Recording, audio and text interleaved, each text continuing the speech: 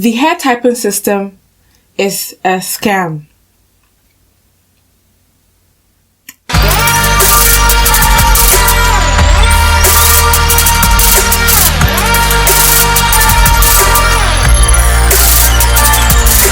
Hello lovely people, it's your girl Obaa Yaa. If you're new to my channel, I say welcome, and if you're a returning subscriber, thank you for tuning back in. In today's video, I want to do this tag that has been floating around for a while now, and I'm finally getting around to doing it also, and it's called the unpopular opinion. Okay, and well, I have a lot of unpopular opinions but I'm doing the natural hair I'm doing the natural hair version of this unpopular opinion tag.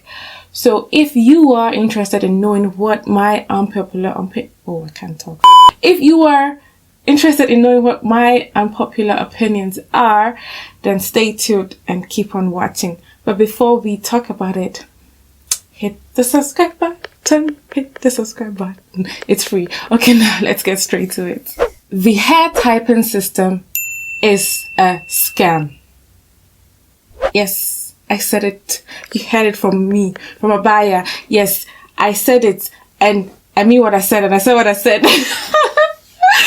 Shout out to Iloho, girl. Anyways, yeah, whoever came up with that was just trying to scam us, guys, because knowing whether your hair is 4C or 4B or 4W, 4Z, 4K, for whatever, does not really help you to understand what goes on with your hair. The important things to know about your hair is its density, its porosity, its width, and the pH level. You know, those are the things that really play a major role in taking care of your hair. Not knowing whether your curl pattern is a 3C or a B, 4B or WK. For that one is not a good information. No information, c'est bon. Anyways, you don't need 20 different kinds of oils for your hair. Guys, you know, for those of you who've been watching my videos, you know that my holy anointed oil is the one and only olive oil. Olive oil is bae for me. Yeah, it works for me just fine. In the beginning, of course, I tried out different kinds of oils, you know, grapeseed oil, apricot oil, almond oil, all these oils, yeah. But at the end of the day, I found out that I don't need all these oils. Olive oil did the same thing for me. You might have to find your oil that works wonders in your hair, but I don't think you really need to have 20 different kinds of oils in your stash. Yeah, you don't really have to have 20 different kinds of oils and like mix it all, and then, you know, that's wasting of money. Sorry guys, but that's what I think. That's my opinion. Okay? Yeah. Your edges don't have to be laid for the gods. I repeat, your edges do not have to be laid on fleek or whatever. They don't have to be, okay? It's fine when they are frizzy. You don't have to be swooping and swooping and swooping. Guys, in fact, people will be sweeping. People will be swooping their actual hair. Like, you know, this, like, the actual hair. You just comb it and then they'll be swooping it. And I'm like, why? It's not really necessary, guys. It's absolutely not necessary to have your edges laid. How do I say it? Whether your edges are laid or not, your natural hair, it still looks fine. Most of the times, I don't put anything on my hair. Because of my current state, my hair is straight. I flat ironed my hair, so my edges are starting to revert and they start to look curly. So yes, for such occasions, you can, it's not even laid like that, you know, because I don't really like to lay it down like, you know, how these people, all these wavy patterns and triangles and all these shapes. Nah, I don't have time for that. So yeah, for me, this is as far as I can go with laying my edges. Someone be like, girl, these edges are not laid. Yeah, That's the whole point. They were not supposed to be laid. Guys, the curls, the kinks, the coils in our natural hair, they don't always have to be popping. Why must they be popping everywhere? I want my curl to pop. I want my curl to pop. Popping here, popping there, popping everywhere. Is it really necessary? Just let the curls be. Let the kinks do what they want to do. Leave the coils alone. If they don't want to pop, let them stay. Don't force the popping if there ain't no popping. You get me? Just let it be. It's fine. It's not a big deal. Just let it be. Okay? Just let them be. Talking about curls popping. Wash and go is a scam, guys. God, you gotta come for me, but it's my unpopular opinion, right? It's my opinion, and I really think that wash and go is really a scam. First of all, you don't even wash your hair and go. You wash your hair, you take gel, you take leave-in, you take whatever, all these kinds of hair products and slather it on your hair, trying to make your curls defined. What was the purpose of washing your hair in the first place? Like, you wash your hair to now apply 20 gallons of conditioner and product on your hair just to make the curls pop again. Like, tell me, am I wrong, or is it like in my head, or I don't know. I just feel like it's just a waste of time to wash your hair and then to apply this amount of product again for the curls to pop. Just saying, and calling it a wash and go when it's actually not a wash and go. It's a wash and style for another 5 hours before you go, because you know the curls have to dry and set in place before you can actually rock it, because you don't want it to frizz up. And that leads me to my next thing. Frizz is okay, guys. In your hair, frizz is not the devil. Frizz is fine. To have frizz is not a big issue. Why are we always fussing about, oh, my hair is frizzy, my hair is this? Well, curly hair, that's the nature of curly hair. Unless you've straightened your hair or you did a blowout and you went into the element and it's humid and it starts to puff up. Yeah, of course. But that's the nature of our hair. You know, you can't change what you can change. Frizz is okay. Just embrace it. Find a place in your house and make a space for frizz to stay, because it's not going anywhere. It's part of us. Okay? I still hear or see people on YouTube claiming that if you're trimming your hair, it makes your hair grow. And hold on, let me just explain what I mean by that.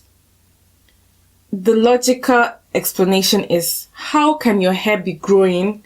Like, how can you retain length if you are constantly cutting it? Like, first, like, where is that? How is that logical? Yeah, it doesn't make sense to me, because in order to retain length, you need to keep the ends intact, right? So, people be recommending people to trim their ends every month. Like, the growth that you experience, you're cutting it off every month. It does not make sense to me. I believe that you should trim your hair when necessary. If you're constantly wearing your hair out, obviously you need to trim your hair more often. But if you're like me and you don't wear your hair out often and it's mostly in protective styles, then and it's mostly in protective styling or something like that, then you don't really need to trim. I can't talk.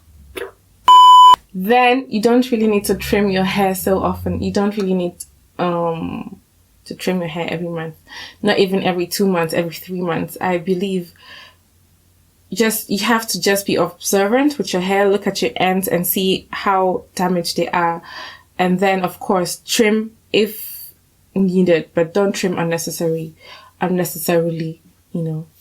You really don't need 20 different kinds of products. Yeah, you know, some people, I understand that it's just the way it is. There are products coming out here and there, everywhere you want to try.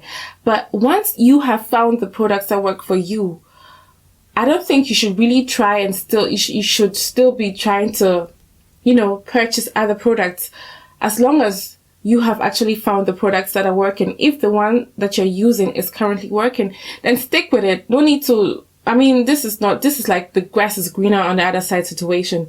There's no need to go and get something that you already have, right? But for those of you who are still looking, like, just don't jump on the bandwagon of, yeah, this product works.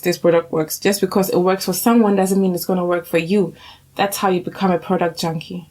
And you have all these products there and you're not using it. And it's a waste of money. And in most cases, like, you don't really need much. For me, I have olive oil. I have aloe vera gel. Tutti finito. I'm currently trying one other product here, but basically my leave-in, my moisturizer is olive oil, aloe vera juice, and aloe vera gel. That's it. And it's working for me. So far, it's working for me. That's my current regimen that I'm trying out. That's a new thing that I'm trying out. And so far, so good. It's fine. And so that made me realize, girl, you don't really need much product to have healthy hair. To have healthy hair. Just because the product is cheap doesn't mean it's bad. And just because the product is expensive doesn't mean it's good. Okay? You just have to make sure that you read the ingredients, make sure that they are good for your hair. And sometimes even the cheaper products work well. And there are overpriced products out there that really don't do anything for your hair, and it's just a waste of money. So you just have to look and read and make your research, do your research, and then you know the right products to use for your hair. Co-washing, I think, is not good for natural hair because I feel like in the beginning it might seem as though your hair is moisturized and everything, but on the long run you have product buildup, especially if you're still using heavy butters and oils and all these things. The co-wash, like, the conditioner doesn't really cleanse your hair or your scalp properly, So all these products accumulate and they pile up and then your hair starts to feel dry, actually. And on the long run, it's really not good for your hair. So, guys, those of you who are still co-washing and you think it's okay for you, you keep doing it. But for me, co-washing is not a good idea. You don't really have to do much to see results, guys. And I'm speaking from experience, okay? I'm speaking from experience because the times that I really saw my hair thrive is when I had it in protective styling. Like when I had it in a protective style, away from my body, away up in a bun in twists or in my head wraps. That's when I really experienced the most growth, that I could retain length after taking the protective style. After taking the protective style down, that's when I realized, my hair has actually grown. I have actually retained length. Because the more you manipulate your hair, it's more likely to break. Obviously, because you're constantly, combing, doing this, doing that, your hair's not gonna thrive. But there are still people out there who think that, okay, they can grow their hair without having to protect the style. And I think if you are not that person, you should really be careful that you don't be, I would say, deceived. I don't know, for lack of a better word to use, because you might not have the person's hair texture because their strand, might be thicker. Their hair strand might be thicker, and that's why they can withstand all these manipulations.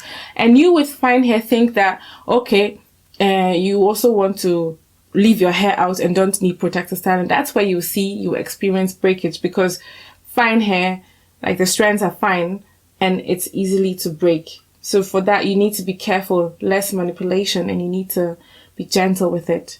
So that's why I say, to be on the safer side, and if you really want to see length, it's advisable to do less with your hair and do more protective styling. Okay, guys, those were my unpopular opinion. I know everyone has their own. These were mine. If you agree, okay. If you don't agree, it's fine, okay?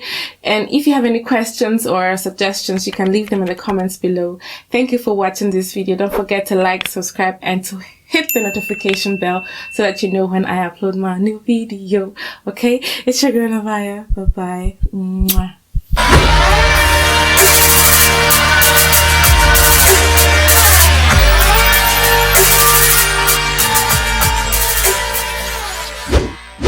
Peace out. A-time down. What's up, that? Hey, get it in. Yeah, yeah.